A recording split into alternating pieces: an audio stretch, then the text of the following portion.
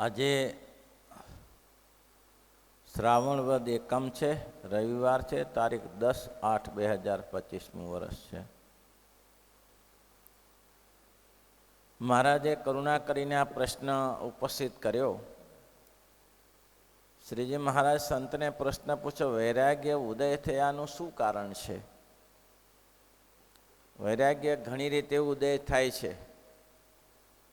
વૈરાગ્ય ભગવાનની ભક્તિએ કરીને ઉદય થાય છે. વૈરાગ્ય સંસારમાં ઉપાધિએ કરીને ઉદય થાય છે. એટલે વૈરાગ્ય ઘણી રીતે ઉત્પન્ન થાય છે. પછી જેને જેવો ભાષ્યો તેવો ઉત્તર કર્યો, પણ શ્રીજી મહારાજના પ્રશ્નનું સમાધાન થયું નહીં. કારણ કે મહારાજને કંઈક નવો જ ઉત્તર, નહીં તો નિયમ પ્રમાણે આ પ્રશ્નનો ઉત્તર એવો મળે. આ પ્રશ્નનો ઉત્તર ઘણી જગ્યાએ મહારાજે જ કર્યો છે કે વૈરાગ્ય તો ઉત્પન્ન થાય કે ચાર પ્રકારના પ્રલયનું સ્વરૂપને સારી રીતે જાણે. કયું 4 પ્રકારના પ્રલય? તો કે નિત્ય પ્રલય, નિમિત્ત પ્રલય, પ્રાકૃત પ્રલય અને આત્યંતિક પ્રલય. દરેક જગ્યાએ મહારાજે આ પ્રશ્નનો ઉત્તર આ રીતે 2-4 જગ્યાએ આપેલો છે. એટલે વૈરાગ્ય ઉત્પન્ન કેમ થાય? તો કે નિત્ય પ્રલયને જાણે. આ પ્રશ્ન ઓરિજિનલમાં એમ છે. નિત્ય પ્રલય એટલે શું? આ જોઈએ છીએ આપણામાં જોતામાં કેટલાય મરી જાય છે. કાલે આપણી સાથે બેસતા હોય ને આજે આપણી સાથે નથી. મેં કીધું ને, બાલાસનરમાં લગભગ 150-200 જણા મેં જોયા કે આપણી સાથે ફરતા હતા, બધા ઉપડી ગયા. કેમ? તો કે ત્યાં વધારે જીવન નથી. 70-80 હોય, પછી 70-72 વર્ષનું જીવન છે. પછી લગભગ હું જીવતો નથી. એવા સેવાભાવિક હતા કે જે હાથ જોડીને ઊભા રહેતા, બોલો સ્વામીજી શું સેવા કરીએ? એવા હરિભક્તો ખાસ કરીને રાત્રે દિવસ સાથે રહેનારાને પણ સામાન્યમાં ઉપડી જાય છે. આ નિત્ય પ્રલય છે. કેટલાય જન્મે છે ને કેટલાય મરે છે. એમ લખ્યું છે ને કે નિત્ય બાગમાં નવીન કળીઓ ખીલીને ખરી જાશે જી. જન્મ્યા ત્યાંથી જરૂર જાણો, મરવાનું છે માથેજી. જન્મ્યા ત્યાંથી જરૂર જાણો.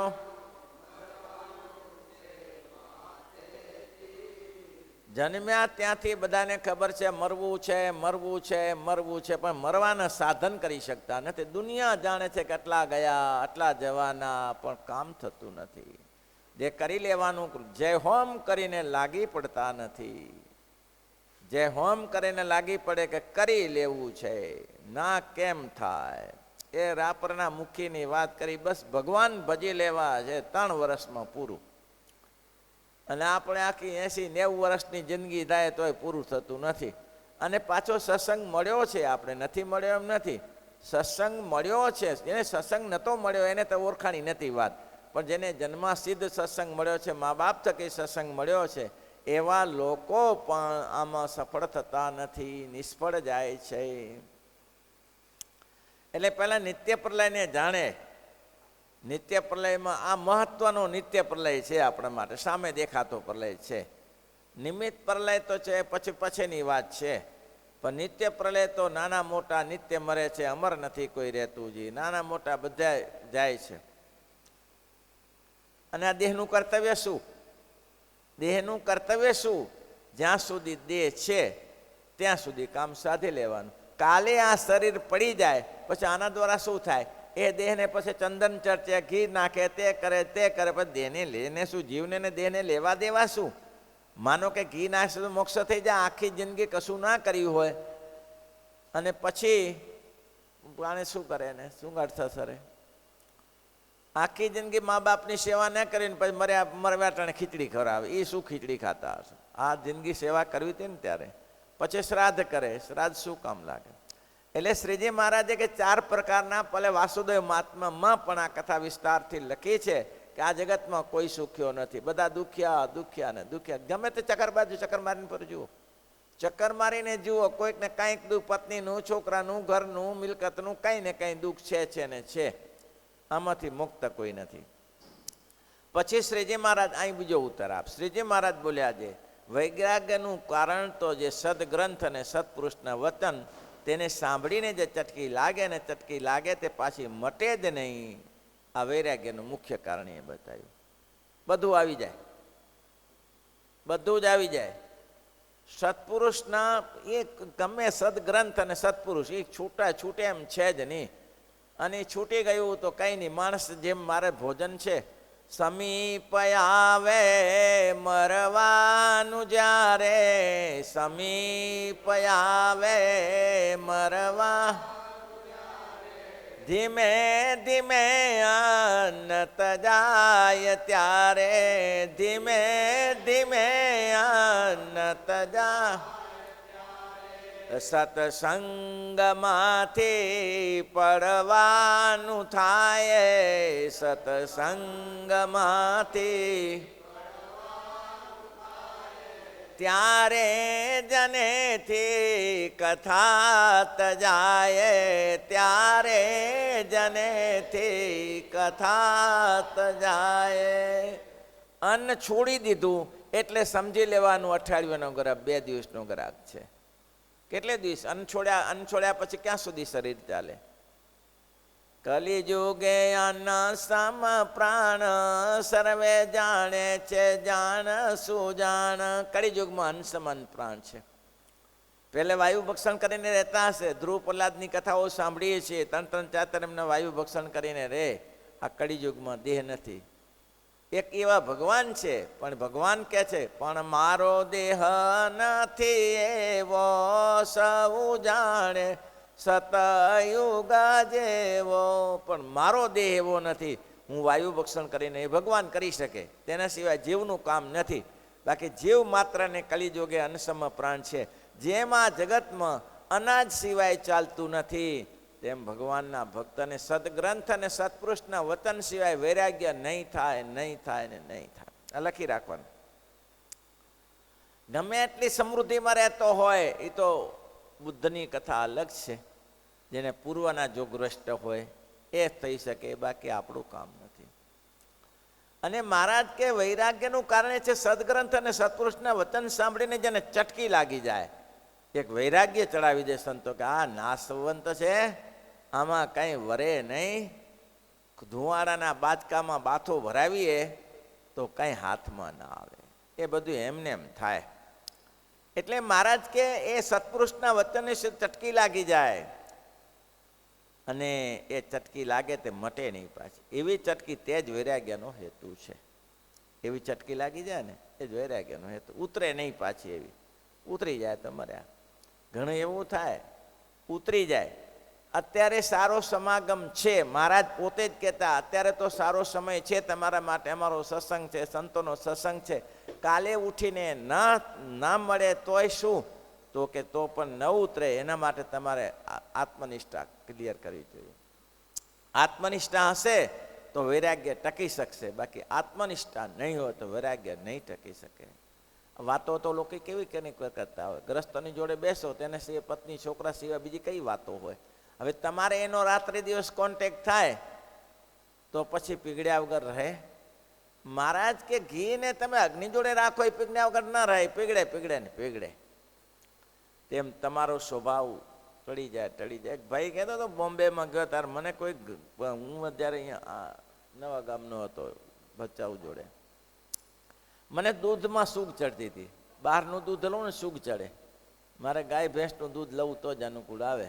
પછી બોમ્બે જવાનું થયું. તે શરૂઆતમાં તો લાગ્યું કે હવે આ ક્યાં આવું, પણ છૂટક્યો નહીં. ચા પાણી બનાવ, કોફી બનાવવી પડે. ધીમે ધીમે એવું પચી ગયું. મસ્ત મજા આવી ગઈ. કે લ્યો, મારે એક સાધુ કહેતા હતા કે મારે શિક્ષક હતા ને એ સર ભજર બહુ ઊંઘે, ત્યારે મને ગંધ આવતી હતી એની. પણ હવે એના જેવા બીજો કોઈ શિક્ષક મળતો નહોતો.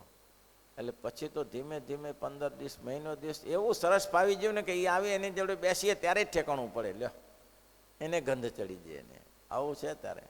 જેનો સંગ કરો તેવું થાય. વસ્ત્ર મહારાજ કે સફેદ જ હોય છે. કપાસ કોઈ દિવસ હોતો નથી, પણ કપાસમાં જેવો કલર નાખો તેવો. સાધુ ચરિત રામાયણમાં લખ્યું, શરૂઆતમાં જ લખ્યું, સાધુ ચરિત શુભ ચરિત કપાસુ, સાધુ ચરિત શુભ ચરિત કપાસુ, વિશદ વિશદ ગુણમય ફલ જાસુ નિરવ વિશદ ગુણમય ફલ જાસુ જો સઈ દુઃખ પર દુઃખ દુરાવા જો સહી દુઃખ પર સુખ સુરાવા વંદનીય જહી જગ જસ પાવા વંદનીય જહી જગ જસ પાવા સાધુ ચરિત શુભ ચરિત કપાસુ સાધુ ચરિત શુભ. સાધુનું એવું જીવન છે કે પોતે દુઃખ સહન કરીને બીજાને સુખ આપે છે. કપાસમાંથી કુણિયો બને, દિવેટો બને, વસ્ત્ર બને, એને ગમે તેવા કલરમાં નાખો.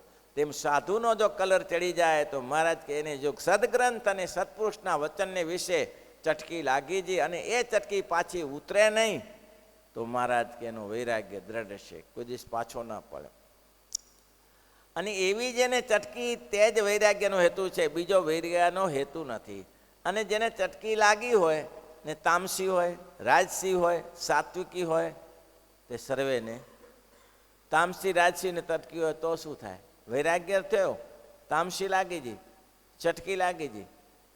તામસી હોય તો શું થાય? તામસી ચટકી લાગે. તામસી ચટકી ક્યારે લાગે? ઘરે કંટાળ્યો હોય, ઘરે કંટાળ્યો હોય પત્નીથી તો લાગે નહીં. લાગે ઘરે ગમે તેવો કંટાળે ધોકા ખાય ને તો એ ચટકી લાગે? નથી લાગતી.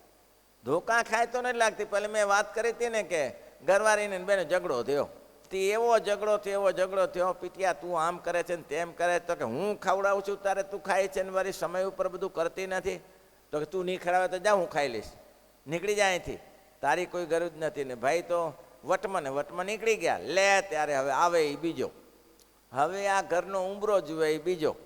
પણ ઘરને પાદરે, ગામને પાદરે ગયા પછી વિચાર આવ્યો જવું કઈ બાજુ? હવે જવું કઈ બાજુ? ઘરેથી તો પ્રતિજ્ઞા કરીને આવ્યો પણ હવે જવાની ઘરે નથી થતો, વૈરાગ નથી થતો. ભાઈ હો ગમે એટલું કરો વૈરાગ ના. આ દ્રષ્ટાંત સારું છે. વૈરાગ થાય છે? કોઈ દિવસે વૈરાગ ના થાય. ગમે તે છેલ્લે પછી ગામનો કુંભાર હતો એટલે એનો ગધાડી ચરતી હતી ત્યાં. તેને પછી એને ઘરે મોટું પાક કુંભારનું મોટું માથું મોરડિયું માથે એવું લાંબુ હોય, પછી ગળામાં ગધાડીને વીંટાળ્યું અને પાછળ પોતે લટકાઈને ગધાડીને ઘર સામે ચલાવીને આવ્યો. ઘરવાળીને કે જો જો જો આ ધોળીને જેટલી મારી ગરજ છે એટલી તને ગરજ નથી. લ્યો આ ધોળી મને છે ગામને પાદરેથી અહીંયા લઈ આવી એટલી તને ગરજ નથી. ક્યાં જાય? કેવું સેટ થઈ ગયું? હા, આવું છે અત્યારે વૈરાગ્યનું. ભાઈ વૈરાગ્ય ચટકીનો થતો નથી. અને કોઈને જો ચટકીનો વૈરાગ થઈ જાય, ભલે તામસી હોય, તામસી વૈરાગ હોય, ગમે તેવો કંટાળો ઘરેથી કંટાળીને વૈરાગ થઈ ગયો, એ વૈરાગ ઉતરે નહીં તો કામ થાય. ભલે રાજસી હોય. રાજસી હોય એટલે શું? રાજ શાસનમાં અવડાઈ ગયો હોય કે આમાં ક્યાં શોધ પડ્યો રહીશ, એ સારો પાછો રાજસી હોય. અને સાત્વિક તો સંતોના સમાગમ કરીને વૈરાગ ઉતર્યો એ તો પાછો કદી ઉતરે નહીં.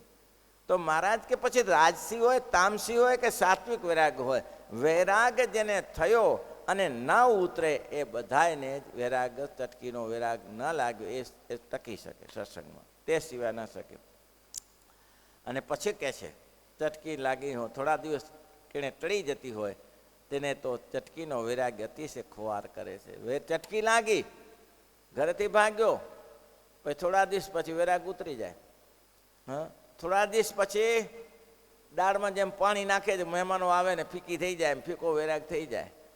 પછી ક્યાં જાય? ઘણા એવા હોય છે, ઘણાને વૈરાગ હોય જાય છે. એટલે શ્રીજી મહારાજે નિયમ ગણ્યા છે કે પોતાના ગામમાં જવું નહીં, જ્યાં જન્મભૂમિ છે એ ગામમાં ના જવું. એમાંથી ઉત્પન્ન થાય વૈરાગ્ય નાશ થઈ જાય. અહીંયા રમતા હતા ને અહીંયા ભણતા હતા ને આ બધું ચાલે, ત્યાં જઈને બધું સહી ગયું ભેગું. હા, અહીંયા સારા સાધુ અહીંયા આવી ગયેલા, કલોલે ગુરુકુળે આવી ગયેલા, નાનપુરા મંદિરે આવી ગયેલા, બહુ સારા વૈરાગવાન સાધુ. હવે બહુ ઠેંગડી હળીના કથા વાર્તા બહુ સરસ કરે. હવે એને એક દિવસ વિચાર થયો કે અહીં તો બધે સત્સંગ મારો સારો છે ને મારા આશ્રિતો એ સારા છે, અહીંયા માધવ સ્વામી હતા એના ગુરુ, માધવ સ્વામી બિલિયાના એના ગુરુ હતા. હવે એને એમ થયું કે બધે સત્સંગ કરાયો, પણ ગામમાં મારી કથા કરાવું, ગામમાં અને કથા સાંભળાવું, ગામના લોકોને ખબર પડે ને કે આ ભાઈ બહુ સારા કથાકાર છે. તે ગામમાં કથા કરવા ગયા અને ગામમાં 5-25 માણસોને ભેગા કરીને કથા કરી. આ તો આપણા અનુભવની વાત છે. અને ભેગી કથા કરી અને પછી તો ગામમાં તો છોકરો આવે, કથામાં તો છોકરો આવે, પત્ની આવે, પરણેલા હતા, 2 છોકરા હતા, એ બધા આવે. પેલા છોકરા જોડે સમાગમ થયો અને પછી તો બધા ઘરના કરગર્યા, તમે ચાલ્યા ગયા અને અમારે ચલાવવું કેવી રીતે, ને તમે કાંઈ કરો, ને તમે હવે અમારા માટે વિચારો. ધીમે ધીમે 15 દિવસ રોકાયા ભાઈ અને ભગવા ઉતારીને ઘર ભેગા થઈ ગયા. આ ગામમાં કથા કરવા ગયા. મહારાજ કે જે દેશમાં જવું નહીં તેનું નામ શેનું લેવું? શું છે એ દેશમાં આપણે જવું નહીં? અને કુટુંબીની સાથે હેત રાખીને કોઈ સુખી થાય? કુટુંબીને બરબાદ કરો તમે. કુટુંબી મેં ઘણા એવા જોયા, કુટુંબીને બરબાદ કરતા જોયા છે, બાકી કંઈ કરી ના. કરશન ભગત મરી ગયા અમદાવાદમાં. તે પછી એક દિવસ એની ભાભી આવેલા, આ તો બધા બોલવાનું ને બહેનો જોડે. કાલુપુર મંદિર ભજન સારું કરતા હતા, મોટા ઘનશ્યામ મહારાજ બેસીને, સાધુ હતા. પછી કૃષ્ણ ભગત થયા. તે ભજન સારું કરે, સરસ મહારાજ હું સાથે જતો ભજન કરવાનું, ત્યાં બેસતા ઉઠતા. પછી ભાભી આવ્યા ને કીધું કે તમે અહીંયા આવ્યા તો ઠીક છે, હું રોવાપુરના, તમે આવ્યા સારું છે અહીંયા, પણ હવે અમારે બધું કેવું તકલીફો કામ, તમે ઘરે રહ્યો તો ઘણું બધું કામ થાય. હવે આને 40 વર્ષ મંદિરમાં રહ્યા, એટલે 50-55ની ઉંમર થઈ ગઈ. અને આ ભાઈના ભાભીના કહેવાથી ઘરે ગયા તો ઘરે તો ઠેકાણું કંઈ હતું નહીં, ઘરે તો કંઈ ઠેકાણું ન હતું. પછી તો શું કરે, ઘરમાં રહ્યા પછી તો ગાળો ખાય ને આ કરે ને તે કરે ને. કહેવા તો કહેવાય જો ભાભીથી, તો ઘરે જઈને કરવું શું? પછી તો હેરાન થયા ને પાછા આવ્યા. હવે દીક્ષા તો ઉતારી નાખી, સફેદ કપડામાં રહ્યા, 10-12 વર્ષ રહ્યા. શું ભાભીએ કહી દીધું હવે આ છોકરા હિંચોડો તારે, બીજું શું કરશો અહીંયા તને? આટલા વર્ષ સુધી કોઈ ધંધો ના કરો, તમને ખેતી નહીં ફાવે ને કશું, આ છોકરા હિંચોડો એને. તે 2-4 મહિના હિંચોડે પછી કે હવે આ હારી ગોલા મસૂરી ક્યાં કરી, આવ્યા પાછા. અહીંયા મહારાજ કહે છે એને જે ચટકીનો વૈરાગ હોય અને ઉતરી જાય તે ધોબીનો કૂતરો વાટનો નહીં અને ઘાટનો નહીં. કોઈ કામ લાગે? કોઈ કામ લાગે? એટલે એનાથી દૂર ભલા, એમાં જવું નહીં, એમાં કઈ થાય. તુલસીદાસ પોતે લખે છે કે મને એમ થયું કે જાઉં ગામમાં કથા સંભળાવું. તુલસીદાસ કથા બહુ સારી કરે ને, તુલસીદાસ રામાયણ, કે હું જઈને કથા સંભળાવું. આખે માનસ રામાયણ લખ્યું. તે ગામમાં ગયા, તે ગામમાં કથા કરવા બેસા. લોકો શું કહે, આપનો તલસીઓ આવ્યો, બહુ સારી કથા કરે તલસીઓ કથા સારી કરે છે. તલસીઓ કથા બહુ સારી કરે છે. લ્યો હવે તલસીઓ તે ઓલા તુલસીદાસ કે હું તો કથા અધૂરી મૂકીને ભાગ્યો ત્યાંથી. આ ક્યાં લપમાં તુલસીઓ આવ્યો, અધૂરી કથા મૂકીને ભાગ્યો. તુલસીદાસ ચારે બાજુ, અને અહીંયા તુલસીઓ આવ્યો. આપણો તલસીઓ, ગામનો તલસીઓ કથા કરે છે, બહુ સારી કથા કરે. આવું છે તારે. એક સાધુ કરે, નામ ચમન હતું, તે કથા કરવા લાગ્યા. તે સાધુ થયા, હવે નામ બદલાઈ ગયું, દીક્ષા બદલાઈ ગઈ. લોકો કે ચમનો કથારી કરે, ચમનો કથારી કરે. હવે ચમનો જ રહ્યો, કથામાં જાય તો એમાં કંઈ વરે નહીં. એટલે દૂર હારા, નજીક કરતા દૂર હારા. પોતે જ કહેતો, લોકો આવું કહે છે કે ચમનો સારું કથા કરે, કે નામ કુછ બોલે નહીં. એટલે મહારાજ કે ધોબીનો કૂતરો વાટનો નહીં ને ઘાટનો નહીં. ભેખ લીધા કેણે ચટકી લાગી હોય તે ઉતરી જાય, અને પછવાડે તો ઘર ધૂળધણી થઈ જાય. પછવાડે તો મેં હમણાં 2 દિવસ પહેલાં વાત કરી હતી, કોની ગજા ગઢવીની, પૂર્ણાનંદની. હવે આવા સમર્થ જેને મહારાજ લેવા પણ આવ્યા, પણ ઘર તો ધૂળધણી થઈ ગયું ને. ભાગ મળે ના આપ્યો ભાગ, કાયદેસર લડ્યા, ધ્રાંગધ્રામાં ઓફિસ હારી ગયા. ત્યાંથી પછી રાજકોટ ગયા. મેં 2 દિવસ પહેલાં જ કથા કહી હતી, તો શું થયું? અને પછી મારી મચોડીને ગામને સમજાવીને ભાગ તો થોડું આપ્યું કે વાવી ખાવા માટે આપો, કાંઈ બીજું તો કાંઈ છે નહીં. પણ આવા મોટા હેરાન થયા છે જે ગયા છે તે મેં અત્યાર સુધી કોઈ સુખી જોયા નથી.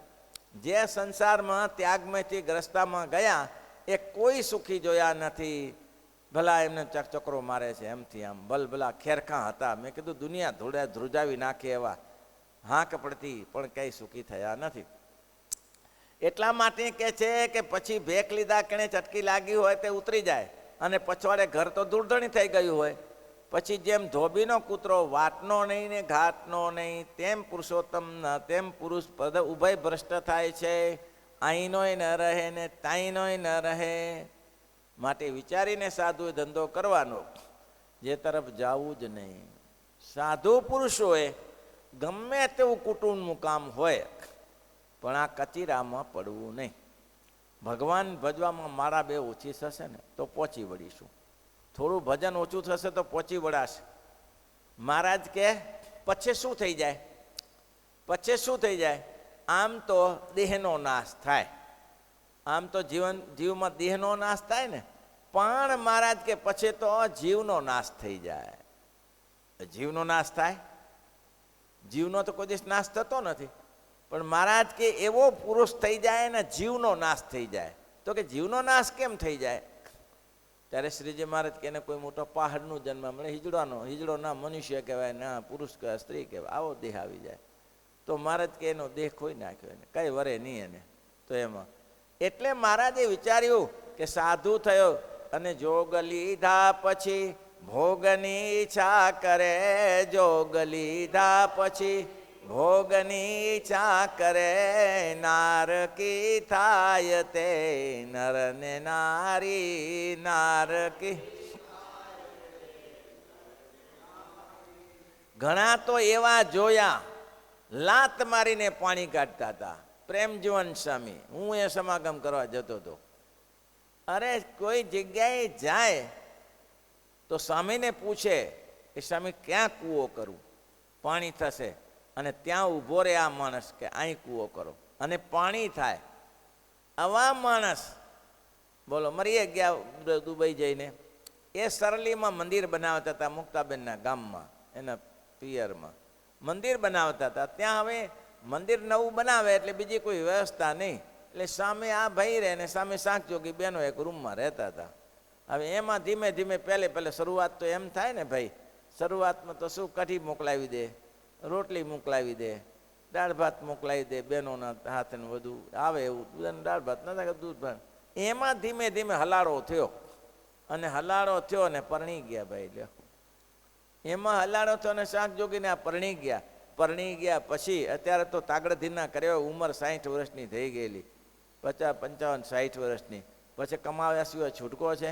દુબઈ જવું પડ્યું, અને દુબઈમાં આખી જિંદગી કામ ના કર્યું હોય અને ત્યાં ગઈને પછી કરે શું? એટલે અહીંયા લખે છે ધોબીનો કૂતરો વાટનો નહીં અને ઘાટનો નહીં. આવા મોટા મોટા બોલો, આવા મોટા મોટાની આ પોઝિશન થઈ છે. તો આપણે તો કઈ ગણતરીમાં હતા. માટે સાધુએ સાવધાન રહેવું. પ્રસંગ નાનો છે. પ્રસંગ મહારાજે એમ કહ્યું કે સત્સંગનો વૈરાગ્ય ઉદય તો ત્યારે જ થાય. કેવી રીતે? સદગ્રંથ અને સંતોના વચનમાં વિશ્વાસ અને ચટકી લાગે તો કામ. પછી ચટકી સાત્વિકી હોય, રાજસી હોય કે તામસી હોય, પણ એક પર ચટકી લાગીને ઉતરી નહીં તો એનું કામ થઈ જાય. અને જો ચટકી લાગી અને ઉતરી જાય તો કોઈનો ન રહે. કેવી રીતે? તો કે ધોબીનો કૂતરો વાટનો નહીં ને ઘાટનો નહીં, એવો થઈ જાય. શ્રીપતિમ શ્રીધરમ સર